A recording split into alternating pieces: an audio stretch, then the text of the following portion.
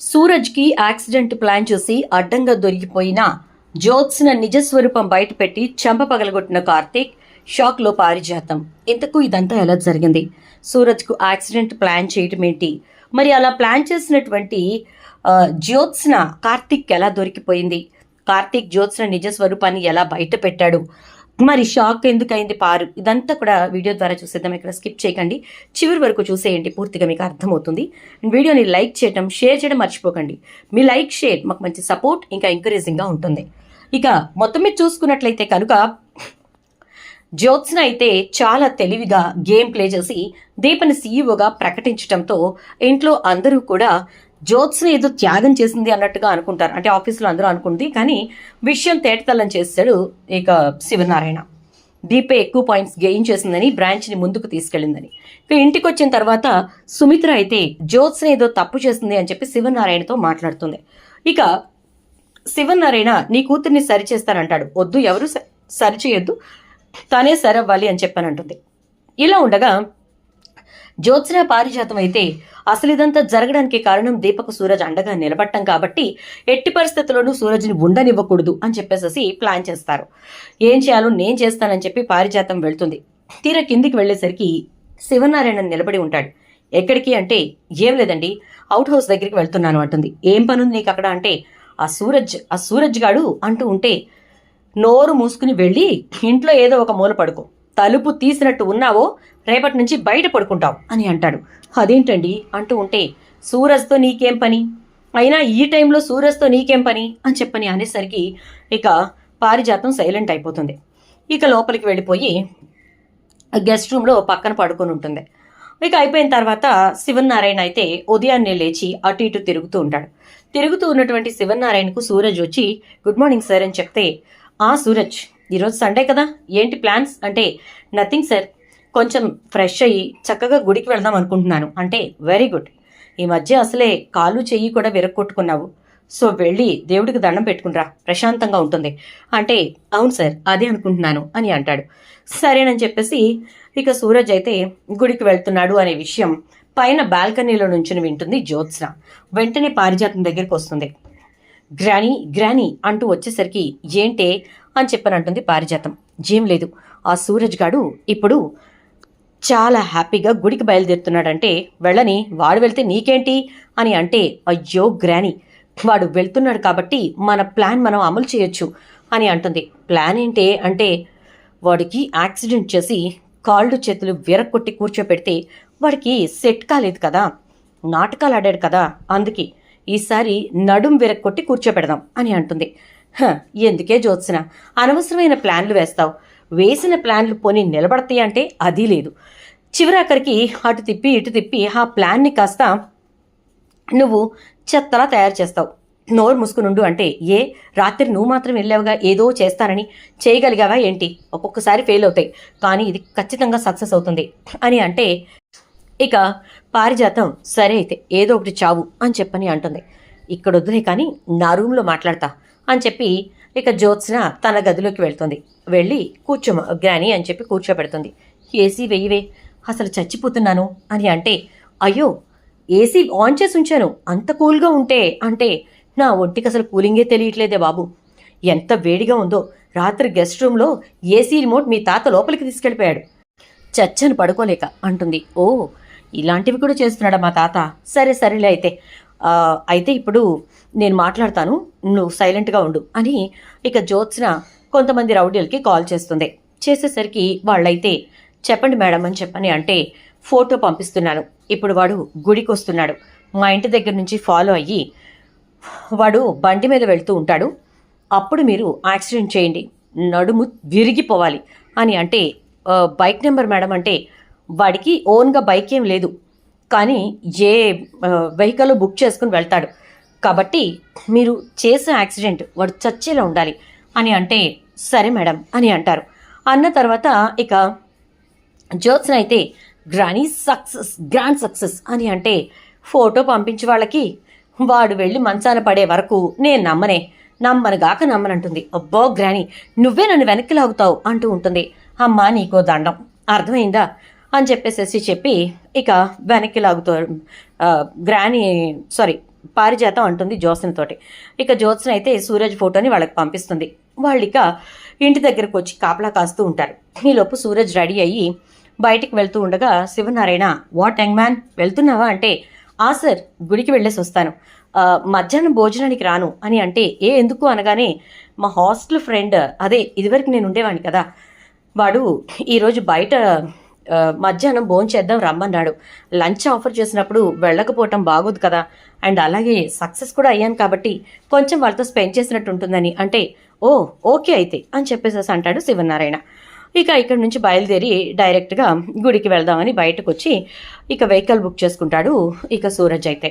అప్పటి వరకు సూరజ్ కోసం ఎదురు చూస్తున్న వాళ్ళకి సూరజ్ని చూసేసరికి ఎస్ వీ గాట్ ఇట్ అని చెప్పేసేసి, మేడం దొరికాడు అని అనగానే, ఓకే నేనైతే బయట లేను, నా రూమ్లోనే ఉన్నాను, అర్థమైందా, మీరు చేయాల్సింది మీరు చేసేయండి, నేను ఇక్కడ మొత్తం అంతా తర్వాత సీసీలో చూస్తాను అని అంటే, ఓకే మేడం సరే అయితే అని చెప్పేసి వాళ్ళైతే ఇక డైరెక్ట్గా సూరజ్ని ఎత్తుకెళ్ళటానికి ప్లాన్ చేస్తారు. ఎత్తుకెళ్ళటానికి ప్లాన్ చేసేసరికి ఇక వాళ్ళల్లో ఒకడు అంటాడు, మేడం యాక్సిడెంట్ చేయమంది కదరా అంటే, ఒరే ఇక్కడే యాక్సిడెంట్ చేస్తే మనమని తెలిసిపోతుందిరా, వాడిని ఎత్తుకెళ్ళి ఏదో ఒక చోట ఏదో ఒకటి చేసేద్దాం, వాడి నడుం వెరకొట్టడమే కదా ఆవిడికి కావాల్సింది అంటే, ఒరే అనవసరమైన రిస్క్ వద్దు, యాక్సిడెంట్ చేసి వెళ్ళిపోదాం అని చెప్పి డిస్కస్ చేసుకుంటూ ఉంటారు. ఇక జ్యోత్స్న లైన్లోనే ఉంటుంది, ఇదంతా వింటూ ఉంటుంది. స్పీకర్లో వింటున్నటువంటి జ్యోత్స్నకు తన గదిలో ఏం జరుగుతుందో తెలీదు, కానీ మొత్తం అంతా జరగాల్సింది జరిగిపోతూ ఉంటుంది. ఇక రేయ్ చచ్చినోళ్ళారా, ముందు నేను చెప్పింది చెయ్యండి, ఎత్తుకెళ్ళటాలు గిత్తుకెళ్ళటాలు వద్దు, ముందు అర్జెంటుగా వాడికి యాక్సిడెంట్ చేయండి, వాడు బండి మీద నుంచి వెనక్కి పడాలి అని అంటూ వాడు కింద పడగానే ఒక బండరాయి తీసి వాడి నడుం మీద వేయండి అని అంటే, ఇక అప్పుడు ఒక్కసారిగా వాళ్ళు సరే మేడం అని చెప్పేసి సూరజ్ వెనకాలే ఫాలో అవుతారు. అలా వెళ్తూ ఉండగా సూరజ్ బైక్ ఎప్పుడైతే టర్న్ తీసుకుంటుందో అక్కడ వాళ్ళు 2 వెహికల్స్ని అటొకళ్ళు ఇటొకళ్ళు వచ్చి బండి పడిపోయేలా చేసి సూరజ్ మీద నుంచి వెహికల్ పోనిస్తారు. పోనిచ్చేసరికి ఇక అప్పుడు వాళ్ళు ఒక పెద్ద బండరాయి తీసుకొచ్చి సూరజ్ నడుం మీద వేయబోయేసరికి సూరజ్ తప్పించుకుంటాడు. ఇక వాళ్ళని కొడతాడు, కానీ సూరజ్కి బాగా దెబ్బలు తగులుతాయి. దాంతో ఇక చాలా బాధపడుతూ ఇక వాళ్ళనైతే కొడతాడు సూరజ్. ఇక సూరజ్కి బాగా గాయాలవుతాయి. వాళ్ళందరూ కూడా అక్కడ నుంచి పారిపోతారు. ఇక జ్యోత్స్న వాళ్ళకి ఫోన్ చేస్తూ ఉంటుంది. వాళ్ళైతే ఫోన్ లిఫ్ట్ చేయరు. ఏం జరిగిందో అర్థం కావట్లేదు అనుకుంటూ ఉంటుంది. ఇక ఏమీ తెలియనట్టుగా సైలెంట్గా కూర్చుంటుంది. శివనారాయణ ఏమో సూరజ్ భోజనానికి వెళ్ళి సాయంత్రం వస్తా అన్నాడు కదా అని ఈవినింగ్ వరకు వెయిట్ చేస్తూ ఉంటాడు. సాయంత్రానికి కూడా సూరజ్ రాకపోయేసరికి ఏమైంది వీడు ఇంకా రాలేదు అనుకుంటూ ఇక కార్తీక్కి ఫోన్ చేస్తాడు. ఏంటి తాత అని చెప్పని అంటే, సూరజ్ కాల్ చేశాడా అంటే, లేదు తాత ఏమైంది అని అనగానే, ఏం లేదు అంటే మార్నింగ్ వెళ్ళాడు, గుడికి వెళ్తున్నాను అన్నాడు, మధ్యాహ్నం ఎక్కడో లంచ్ చేస్తాను అన్నాడు, మరి ఇదంతా అయిన తర్వాత రావాలి కదా, ఇంతవరకు రాలేదు, ఏం అర్థం కావట్లేదు అంటాడు. అవునా ఉండు తాత అయితే అని చెప్పి సూరజ్కి కాల్ చేస్తాడు. ఎంతసేపు కాల్ చేసినా కూడా సూరజ్ దగ్గర నుంచి రెస్పాన్స్ ఉండదు. ఏం జరిగిందో అర్థం కాక కార్తీక్ అయితే, సరే తాత నేను ఒక మాట చెప్తాను ఏమి అనుకోవుగా అంటే, ఏంటి చెప్పు అంటే, అర్జెంటుగా నేను ఒక చిన్న పని చెప్తా చేస్తావా అంటే, ఏంట్రా అని అంటాడు. ప్లీజ్ తాత ఏమి అనుకోకు, నేను ఇక్కడ ఉండిపోయాగా, పోనీ మావికి చెప్పనా అని అంటే, పర్వాలేదు చెప్పు అంటూ ఉంటే, జ్యోత్స్నని ఏదో ఒకటి చెప్పి మామయ్య అత్తయ్య దగ్గర కూర్చోపెట్టి నువ్వు జ్యోత్స్న రూమ్లోకి వెళ్ళు అంటాడు. అనేసరికి అదేదో నువ్వే వచ్చి చేసుకోవచ్చుగా అంటే, తాత నేను సూరజ్ని వెతకడానికి బయలుదేరాను, తన ఫ్రెండ్ దగ్గరికి వెళ్తాను, ఒకవేళ అక్కడ లేకపోతే ఏం జరిగిందో ఏంటో తెలుసుకోవాలి కదా అంటాడు. సరే అయితే వెళ్తున్నానుండు అని చెప్పేసి జ్యోత్స్నని పిలిచి, దశరథ పిలుస్తున్నాడు చూడు అంటే, దశరథకు ఆల్రెడీ హింట్ ఇస్తాడు కాసేపు జ్యోత్స్నని ఇక్కడ ఉంచమని చెప్పి. దాంతో వాళ్ళు జ్యోత్స్నతో మాట్లాడుతూ ఉండగా శివనారాయణ జ్యోత్స్న రూమ్లోకి వెళ్తాడు. ఒరేయ్ వచ్చానురా ఏంటి చెప్పు అంటే, అక్కడ జ్యోత్స్న రూమ్లో ఒక పెద్దది స్టాండ్ ఉంది కదా, టేబుల్ టైప్లో పెట్టాం మనం, ర్యాక్ అంటే, అవును ఉంది అని చెప్పని అంటాడు. అక్కడికి వెళ్ళి అక్కడ 2 ఫ్లవర్ వాజులు ఉంటాయి చూడు అంటే, ఉన్నాయి అంటాడు. వాటి వెనక ఒక ఫోన్ ఉంటుంది చూడు తాత అనగానే, ఏంట్రా స్పై వర్క్ చేస్తున్నావా ఏంటి అంటే, నీకే అర్థమవుతుంది కానీ చూడు అని చెప్పానంటే, ఉందిరా అంటే, సరే నువ్వు అది తీసుకుని బయటకు వచ్చాయి అని చెప్పని అంటాడు.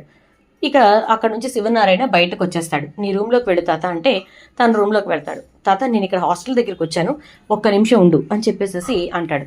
దానికి లాక్ వేసి ఉంటుంది. వీడేంటి ఫోన్ నా చేతిలో పెట్టాడు, లాక్ ఏదో చెప్పలేదు అని అనుకుంటూ ఉండగా కార్తీక్ లోపలికి వెళ్ళి అక్కడ మాట్లాడిన తర్వాత మళ్ళీ కాల్ చేస్తాడు.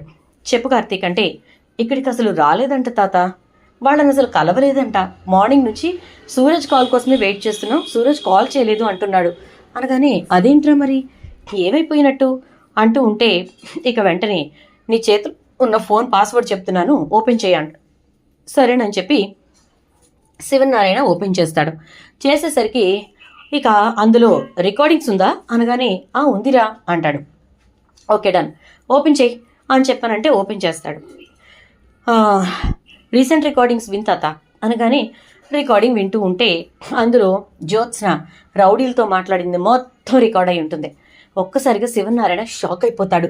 అంతకుముందుది అంటే పారిజాతం జ్యోత్స్న మాట్లాడుకుంది రికార్డ్ అయి ఉంటుంది.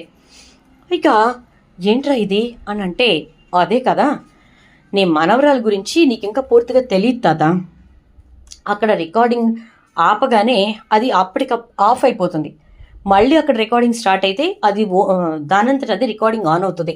ఆ సెట్టింగ్స్ చేసి పెట్టుంచాను అక్కడ. సో ఆ లోపల ఏమేమి మాట్లాడుకున్నారో మొత్తం తెలిసాయి కదా అంటే, అంటే సూరజ్కి ఇంత ఏదో చేయాలి అని చెప్పి వీళ్ళు ప్లాన్ చేశారు కదరా అంటే, చేశారు. సూరజ్ ఎక్కడున్నాడో ఏంటో నేను వెతుకుతాను, నువ్వు కంగారు పడకు అని చెప్పి ఆ లాస్ట్ రికార్డింగ్ ఒక్కసారి నాకు ఫార్వర్డ్ చేయి తాత అని చెప్పానంటే ఫార్వర్డ్ చేస్తాడు. అందులో విన్న దాని ప్రకారం రౌడీలతో జ్యోత్స్న మాట్లాడిందంతా ఉంటుంది. సో అది మా రోడ్డు మలుపు దగ్గరే జరిగింది కాబట్టి అని అక్కడికి వెళ్ళి సీసీ ఫుటేజ్ అంతా చూసేసరికి సూరజ్ పడుతూ లేస్తూ వెళ్ళిన దిక్కు కనపడుతుంది. ఇక అటు వెళ్ళి అక్కడి నుంచి ఎటు వెళ్ళి ఉంటాడా ఏంటా అని చుట్టుపక్కల ఉన్న హాస్పిటల్స్ వెతికేసరికి సూరజ్ ఒక హాస్పిటల్లో ఉంటాడు. వాళ్ళతో మాట్లాడి తను మావాడే అంటే, తను అసలు ఏమీ చెప్పట్లేదండి, ఏది మాట్లాడినా కూడా సైలెంట్గా ఉంటున్నాడు, ఏమైందో ఏంటో అర్థం కాలేదు, కానీ దెబ్బలు మాత్రం బాగా తగిలాయి అని చెప్పని అనేసరికి సరేనండి అనేసి కార్తీక్ అయితే ఇక సూరజ్కి ట్రీట్మెంట్ చేయించేస్తాడు. చేయించిన తర్వాత ఇక ఇంటికి తీసుకెళ్లేసరికి శివనారాయణ సూరజ్ని చూసి ఏంట్రా కార్తీక్ అంటే, విన్నావుగా రికార్డింగ్స్ అంటే, విన్నాను చెప్తా నీ జ్యోత్స్న సంగతి అని చెప్పని అనుకుంటాడు. వద్దు తాత, నువ్వు అస్సలు ఇంటర్ఫియర్ అవ్వకు, నేను చెప్తాను నీ మనవరాల సంగతి అంటే, అలాగేరా నీకు ఫ్రీ హ్యాండ్ ఇచ్చేశాను అంటాడు శివనారాయణ. దాంతో ఇక వెంటనే ఇద్దరు కలిసి సరేనని చెప్పేసేసి డైరెక్ట్గా లోపలికి వస్తారు. సూరజ్ని ఆ కండిషన్లో చూసి, గ్రాణి చూసావుగా బావా అడ్డుపడ్డాడు అనుకుంటా, లేకపోతే నడుం విరిగి వీల్ చైర్లో కూర్చుని ఉండేవాడు అని అంటూ ఉంటే, అవునే జ్యోత్స్న మొత్తానికి సాధించాం అని ఇద్దరు హైఫై ఇచ్చుకుంటారు. ఇక సూరజ్ని తీసుకొచ్చి సోఫాలో కూర్చోపెడతాడు కార్తీక్.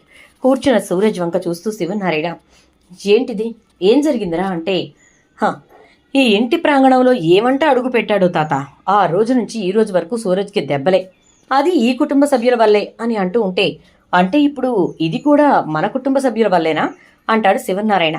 అదే కదా చెప్తున్నాను తాత, మన కుటుంబం వాళ్లే సూరజ్ని ఈ పరిస్థితికి తీసుకొచ్చారు. ఎవరైతే ఇదంతా చేశారో వాళ్ళకి గట్టి బుద్ధి చెప్పాలనుకుంటున్నాను, దానికి నీ అనుమతి కావాలి తాత అని అంటాడు.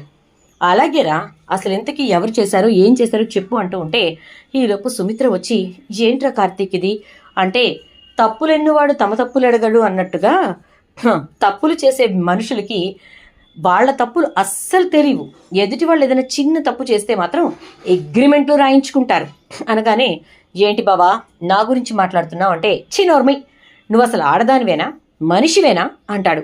తాత బావ నోటికొచ్చినట్టు పేలుతోంటే ఏం మాట్లాడవేంటి అంటే, వాడికి ఫ్రీ హ్యాండ్ ఇచ్చేశాను జ్యోత్స్న, ఈరోజు ఎవరినైనా వాడు ఏమైనా అనొచ్చు అని చెప్పని అనేసరికి ఇక ఒక్కసారిగా షాక్ అయిపోతుంది జ్యోత్స్న. అదేంటండి, వాడు మామూలుగానే వీర లెవెల్లో రెచ్చిపోతూ ఉంటాడు, ఇక మీరు ఫ్రీ హ్యాండ్ ఇస్తే అందరినీ ఆటాడేసుకుంటాడు కదండి అంటుంది. ఆట ఆడుకుంటాడో పాట పాడుకుంటాడో వాడిష్టం, కాబట్టి ఏం మాట్లాడకుండా సైలెంట్గా ఉండు అని అంటూ ఉంటే, జ్యోత్స్న నన్నెందుకు అంటున్నావు మా బావా అని చెప్పని అంటుంది.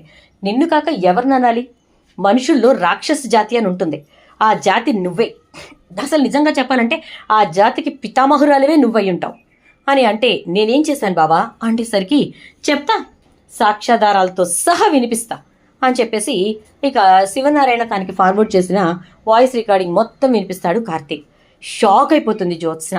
ఇది నా రూమ్లో నేను మాట్లాడిన మాటలు, ఇవి బావ దగ్గరికి ఎలా వచ్చాయని చెప్పి షాక్ అవుతుంది. జేంటి బావా ఇది, నా గొంతుని బాగానే మిమిక్రీ చేస్తున్నావు అనగానే, మరి పారు గొంతుని ఎవరు మిమిక్రీ చేస్తున్నారు అంటే, అందులో గ్రానీ గొంతు ఎక్కడుంది అంటే, ఓ ఇంకొక రికార్డింగ్ కదా అని అంటూ ఇంకొకటి వినిపిస్తాడు. ఆ రికార్డింగ్లో వీళ్ళిద్దరూ కలిసి సూరజ్ని ఏదో ఒకటి చేయాలని ప్లాన్ చేసుకునేది మొత్తం వినపడుతూ ఉంటుంది. ఇక అదంతా విన్నటువంటి జ్యోత్స్న అయితే షాక్ అయిపోతుంది. ఏంటిది, బావిలా చేశాడేంటి అని చెప్పని అనుకుంటూ, బావా అది కాదు, అసలు ఇదంతా ఎవరిచ్చారు నీకు కావాలని చెప్పే అని అంటూ ఉండేసరికి ఇక వెంటనే, ఓకే తాత నీకు విషయం అర్థమైంది కదా అంటే, అర్థమైంది. దీప సీఈఓ అవడానికి సూరజ్ హెల్ప్ చేశాడు కాబట్టి, సూరజ్ వల్లే దీపకు బాగా అండ దొరికింది కాబట్టి ఇక సూరజ్ని లేకుండా చేయాలని చెప్పి ఈ నానమ్మ మనవరాలు వేసిన ప్లాన్కి సూరజ్ బలయ్యాడనమాట అని అంటాడు. అనేసరికి ఇక వెంటనే, అది తాత విషయం అని చెప్పని అంటాడు. అనగానే ఇక ఏం చేద్దామో మీ ఇష్టం అంటే సుమిత్ర వెంటనే, మామయ్య గారు అసలు దీన్ని అంటూ ఉంటే, ఒక్క నిమిషం అత్త, ఈ విషయంలో కొంచెం నన్ను తాత ఇచ్చినటువంటి ఫ్రీ హ్యాండ్ని ఉపయోగించుకొని అంటాడు. సరేరా అంటుంది సుమిత్ర. అన్న తర్వాత జ్యోత్స్న దగ్గరికి వెళ్ళి నుంచుని, ఎందుకు చేసావు ఈ పని అంటూ ఉంటే, అది అంటే అది అంటూ ఉంటుంది. ఒక్కసారిగా కట్టలు తెంచుకున్న కోపంతో జ్యోత్స్న చెంప చెల్లున పగలగొడతాడు కార్తీక్. అయితే మంచి పని చేసావురా అంటుంది సుమిత్ర. మమ్మీ అంటుంది జ్యోత్స్న. ఇక వెంటనే, ఏంటే మమ్మీ, నువ్వు చేసిన పనికి వాడు కాబట్టి చెంప దెబ్బతో వదిలేశాడు, అదే దీప్ అయితే చెప్పు తీసుకొట్టుండేది అని అంటే, మమ్మీ అని చెప్పానంటుంది జ్యోత్స్న. ఏంటి మమ్మీ, నాకు కూడా అంతే కోపం వస్తోంది, చెప్పు తీసుకొట్టాలన్నంత. మొన్నే కదే ఏదో చేసి చచ్చావు, ఇంకా విషయం ఏంటో నాకు పూర్తిగా తెలియకముందే మళ్ళీ ఇదొకట, నువ్వు అసలు మనిషివేనా, మనిషి జాతిలో పుట్టాల్సిన దానివేనా అని చెప్పి సుమిత్ర కూడా పిచ్చి తిట్లు తిడుతుంది. ఈలోపు పారిజాతం వచ్చి, ఎందుకు అనవసరంగా పసిపిల్లని చేసి దాన్ని తిడతావు సుమిత్ర, వాడేదో చెప్తే అనగానే, దానితోటి వయసుదే దీప, 2 బిడ్డలకు తల్లి, అవునా కదా, ఒక బిడ్డ నడయాడుతోంది తిరుగుతోంది, మరో బిడ్డ రేపు మాపు పుట్టి ఇంట్లో పాకుతుంది, మరి దీని వయసు తాటి చెట్టుకు వచ్చినట్టు వచ్చాయి, పెళ్లి పెటాకులు చేసుకుంటే బిడ్డల తల్లి అయ్యుండేది, ఇంకా పసిపిల్ల అని చెప్పి మీరు వెనకేసుకొస్తారేంటి అని చెప్పని అంటూ ఉంటే, ఇక అప్పుడు పారిజాతం, అది కాదులే సుమిత్ర అని ఏదో చెప్పబోతుంటే, ఏంటి పారు ఓవర్ యాక్షన్ చేస్తున్నావు, ఇందులో నీ పాత్ర ఏమీ లేదు అని చెప్పి చూపించుకోవడానికా, అసలు సూరజ్కి ఇలా యాక్సిడెంట్ చేస్తే దరిద్రం వదిలిపోతుందని చెప్పి వాడిని వదిలిపెట్టనని చెప్పి ఆ రోజు రాత్రే నువ్వు బయలుదేరితేనేగా తాత నిన్ను గెస్ట్ రూమ్లో పడుకోబెట్టి ఏసీ రిమోట్ తీసుకెళ్ళిపోయింది అనగానే, ఒరేయ్ నువ్వు ఇక్కడ ఉండనే ఉండవు కదరా, జరిగేది మొత్తం ఏదో ఇక్కడ జరుగుతుందంతా నీకు లైవ్ టెలికాస్ట్ అయినట్టుగా ఎలా చెప్తున్నావురా అంటూ షాక్ అవుతుంది పారిజాతం. అంతే, నేను లార్డ్ కృష్ణ, ఇక్కడ ఉంటా అక్కడ ఉంటా ఎక్కడైనా ఉంటా, ప్రతిదీ నాకు తెలుస్తుంది, నేనే అందరికీ తెలిసేలా చేస్తా అని చెప్పేసేసి అంటూ, సూరజ్ ఇప్పుడు నీకు న్యాయం జరగాలంటే ఏం చేయాలి అంటే, సార్ తప్పనుకోండి ఒప్పనుకోండి ఏమైనా అనుకోండి, నాకు న్యాయం జరగాలంటే చెయ్యాల్సింది జ్యోత్స్న నాకు సేవలు అని అంటాడు. వెరీ గుడ్, కరెక్ట్గానే అడిగావు సూరజ్, నీకు ఈ పరిస్థితి తీసుకొచ్చిన జ్యోత్స్నే నీకు సేవలు చేయాలి, అదే నేను విధిస్తున్న శిక్ష అని అంటాడు శివనారాయణ. దాంతో ఒక్కసారిగా జ్యోత్స్న అయితే చాలా చాలా బాధపడిపోతూ ఉంటుంది. అలా బాధపడుతున్న జ్యోత్స్న వంక చూస్తూ, చూడు జ్యోత్స్న, నువ్వు సూరజ్కి సేవలు చేయడం తప్ప వేరే ఆస్కారమే నీకు లేదు, వేరే అవకాశమే లేదు, నో మోర్ ఆప్షన్స్, ఓకే. కానీ సుమిత్ర, నీ కూతుర్ని సూరజ్ గెస్ట్ అవుట్ హౌస్లోకి పంపించి వాడికి సేవలు చేయించమను, లేదంటే ఈ గెస్ట్ రూమ్లోనే సూరజ్ నుంచి నీ కూతురుతో వాడికి సేవలు చేయించు అంటే, గెస్ట్ రూమ్లో ఉంచుదాం మావయ్య గారు, అవుట్ హౌస్కి పంపించి నలుగురు 4 విధాలుగా మాట్లాడుకునేలా ఎందుకు చేయటం, అయినా దీని క్రూరత్వానికి అవుట్ హౌస్లో సూరజ్ని చంపేస్తుంది అంటుంది. దాంతో ఒక్కసారిగా షాక్ అయిపోతుంది జ్యోత్స్న. ఇక పారిజాతం అయితే, నేను నీకు చెప్తూనే ఉన్నాను కదే, ఏదో చేద్దాం అనుకుని ఏదో చెయ్యికే అనవసరంగా నువ్వు బుక్ అయిపోతావు, మన చుట్టూ ఉండే వైబ్రేషను వైబ్స్ ఇంకా వైఫైకి ఉన్నట్టుగా సిగ్నల్స్ ఏవైతే ఉంటాయో అవన్నీ కూడా కేవలం కార్తిక్ గడి కంట్రోల్లో ఉంటాయి అని చెప్పా, వింటావా విను, ఆహా, ఇది ఎలా కుదురుతుంది, అది ఎలా కుదురుతుంది అనుకుంటూ చాలా చక్కగా నువ్వు చేయాల్సింది చేస్తావు అని చెప్పి ఆఖరికి నన్ను ఇరికిస్తావు అంటుంది పారిజాతం. చూద్దాం ఏం జరుగుతుందో. వీడియో నచ్చితే లైక్ చేయండి, షేర్ చేయండి, ఛానల్ అయితే సబ్స్క్రైబ్ చేసుకుని పక్కనే బెల్ ఐకాన్లో ఆల్ ట్యాప్ చేయండి.